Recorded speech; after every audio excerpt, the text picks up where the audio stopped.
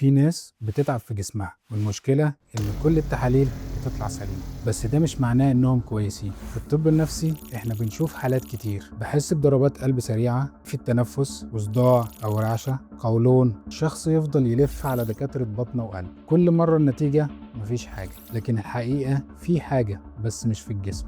الضغط النفسي لما بيزيد عن قدرة العقل على تحمله، المخ هنا بيبدأ يترجمه على هيئة أعراض جسدية حقيقية، وده اللي بنسميه سايكوسوماتيك سيمتومز أو الأعراض النفس جسدية. يعني إيه؟ يعني هنا الجسم بيتكلم بدل العقل، والمشكلة هنا إن الناس بتعالج الجسم وتسيب السبب الحقيقي، فتفضل الزيارة تتكرر والأعراض ترجع والقلق يزيد. مفيش حد هنا بيفهم إنك مش بتتدلع ولا بتبالغ، أنت فعلا تعبان بس بطريقة مش ظاهرة. مش كل ألم في الجسم سببه عضوي، في ألام أصلها في العقل. وفي الطب النفسي إحنا بنشوف الصورة كاملة مش العرض بس. دكتور محمود جمعة، أخصائي نفسية وعصبية وعلاج إدمان.